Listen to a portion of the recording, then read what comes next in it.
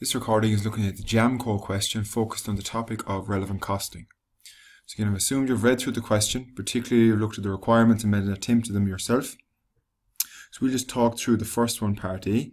So based solely just on the financial perspective, so you're asked for non-financial in part C, should JamCo accept the UK supermarket offer? So in relevant costing, what we're interested in is, are the relevant inflows bigger than the relevant outflows?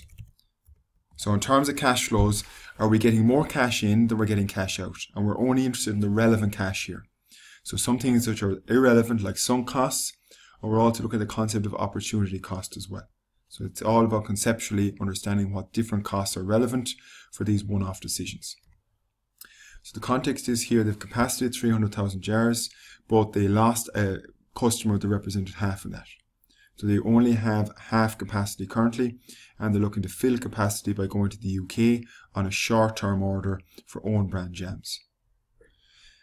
Now you're told here, so the remaining 150, so this is the 150 they've always produced, and they're going to sell at €4 a unit, and they've labour, materials, and overhead and marketing costs.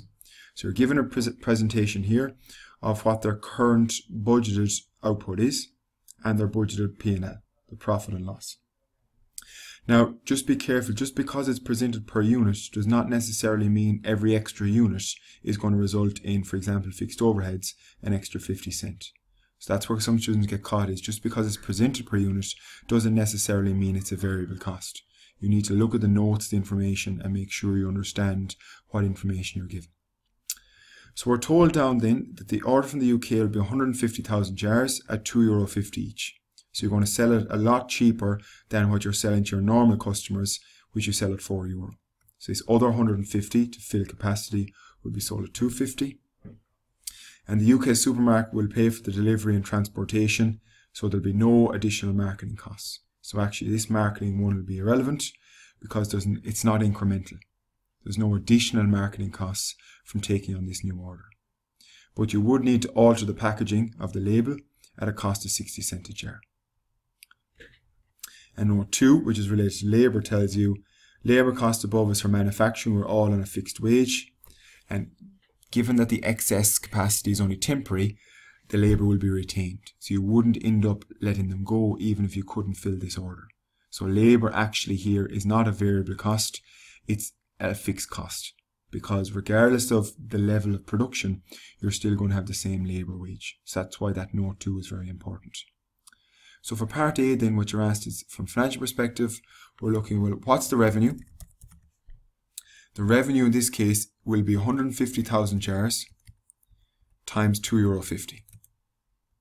So your total revenue there coming in will be 375. So that's what we call the incremental revenue. We're not worried about this revenue. This revenue is separate completely. That's nothing to do with that order. It's to do with the other 150,000 you're already using. What we're interested in is the incremental revenue from this UK contract is 375, and we're also then looking at the incremental costs. So we have labour, we have materials, we have fixed overheads, we have variable overheads, marketing, and then you may have other ones we'll add on at the end. So this is where your knowledge of the ability to distinguish between a relevant and an irrelevant cost comes into play. Firstly, we look at labour.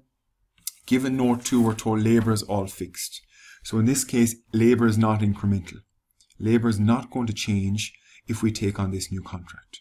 So regardless of whether we take on the contract or not, labour is going to be 150,000. Because you're told it's a fixed wage and you have the excess capacity. So in that regard, your labour here is nil. So you put a 0 there. The reason being, labour is fixed. So it's not incremental. So you're not going to have any extra labour by taking on this. The materials, we assume, must be variable. So if you're selling these per jar, you're assuming, if not told otherwise, that the direct materials must be €1 a unit. So that means it's going to be 150,000 times 1. So it's going to be minus 150. So you have to make the assumption, if not told otherwise, that that is a variable cost. We don't make the assumption for labour because we're told in note 2 that it's actually a fixed wage. Your fixed overhead, again, is not relevant. Fixed overheads, by their very nature, do not move. They're irrelevant costs. They will not change if we take on the order. 75 is always going to be the 75. The variable overheads, as the name suggests, go up and down per unit. So that means it's going to be 150,000 jars times 0.4. Note, we're only looking at a specific contract here. Yes, we are making another 150,000, but that's separate. We're looking at the incremental revenue, the incremental costs, just from that project. So that'll a cost of 60. You're told there's no additional marketing costs. The supermarket is going to pay for those, but there will be packaging, and that's called an incremental cost. And you're going to have to pay 60 cents a jar, so it's 150,000 times 0.6, which is going to cost you 90,000. And that is an, we call incremental cost. Incremental meaning if we didn't have the UK contract, we wouldn't spend 60 cents a jar. So therefore we compare our incremental revenue to all our incremental costs, and that will get us positive to the tune of 75. So it's incremental profit. So if we take on this contract, we're going to get extra revenue 375, and we're going to spend extra costs of, let's see here, I'll add them together, it must be 300. So that suggests that this makes sense, that we're going to get 75 extra cash flow coming in, and notice that will then help cover the cost that we'll already be incurring. So that's 75. If we put in labour there 150, we wouldn't take on the project, even though the 150 of labour has to be paid anyway.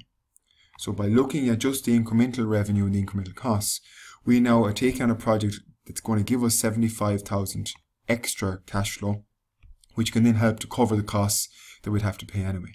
So it'll help cover fixed overheads, and it'll help cover your fixed labour as well, which was going to be paid anyway. So that's why we look at it on an incremental basis only. So on that basis, the answer to part A is you should accept. Right, so you should accept there because the incremental revenue is larger than the incremental. So part B then looks at a small bit of what we call sensitivity analysis, in that it's trying to figure out what's the break-even price. Now this is different than the break-even units. We're now looking at, well, what's the minimum price we'd have to sell the UK contract at so that the incremental costs would match the incremental revenues. Now, there's two ways of going about this. The first one is to figure out, well, I make an incremental profit of 75,000 and the number of units I'm selling are 150,000.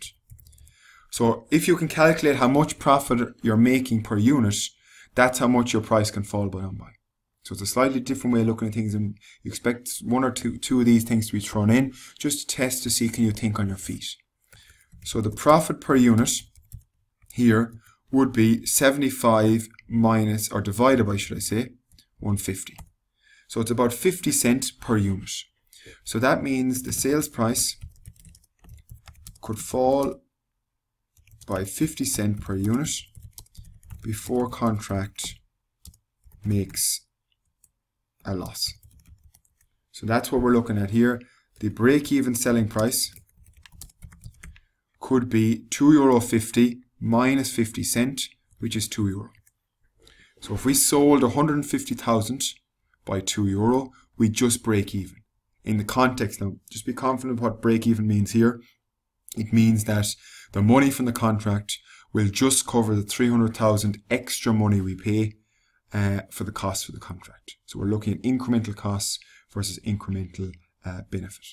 So if that was 300,000 instead of 375, we'd just be break even. All right.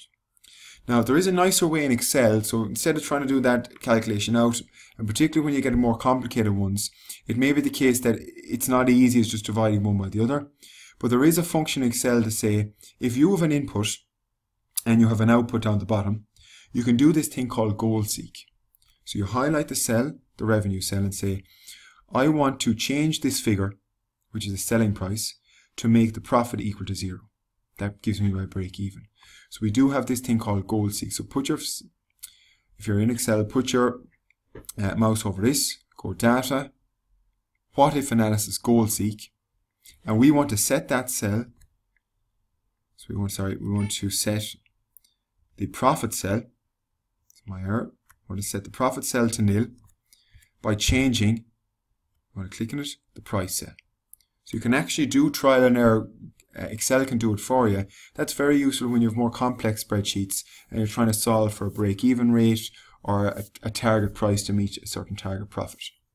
So if I say set this profit to nil by changing here, and watch what it does. It moves around, it says that should be 2. So we can prove there that the break-even price is €2. So that's what your goal seek function does there. I said you won't need to know that in the exam, but it's just useful. It can be very practical use when you're trying to do little calculations using Excel. So the last part C then, this is where we always ask students to look at non-financial. So financial, of course, is fine. It's very black and white. You run the numbers and you come up with a conclusion. Whereas non-financial, I won't expect students, you can have a read of the solution yourself, but issues such as, well, you're now proposing to sell the same type of product, but now at $2.50 to a UK competitor, whereas you're currently selling them at €4 to the Irish. So there could be a question there about conflict if that price is found out by your current customers. And there may also be a question around grey stock. So cheap goods coming back from the UK again and being used by your Irish customers. Now it may not be an issue when you have own brand and own labelling packaging, but it's still a thing to be considering nonetheless. There's also the question of whether or not it's the right thing to be going and using this in the context of what you're told there's currently negotiations ongoing. So will this UK contract in the short term be an obstacle to getting over the line with a longer term contract in domestic? So you need to be wary of what you sign up to. The other obvious thing is, are you putting too much reliance on one UK customer? So you want to make sure in terms of their creditworthiness, are they going to pay you? And what kind of trade references or credit checks have you done to make sure that this money is going to be paid? Another obvious one that students might bring in is foreign exchange. So is the UK customer going to pay you in euros, because that's what we've our calculations done in, or are they going to pay you in sterling, in which case you're going to be exposed to foreign exchange movements. So I said there's plenty of other issues to raise there, and that's why I always usually give students a bit of ammunition to say, well, what else do you see in the question? And any other reasonable and justified point will gain credit there, but I'm trying to get you to link it back to the facts of the case. So applying to the UK could be foreign exchange risk. This new customer, are you sure you're going to get paid for them? What checks have you done? Does it make sense to be focusing on this UK customer for a short-term gain when you really might be better off putting your focus into getting another longer-term customer domestically signed up? So they are the types of things you might be pulling out for a couple of marks, just to show you're aware that it's broader than just a financial decision. So that was the relatively introductory type question called JamCo, focusing on the concept of relevant costing.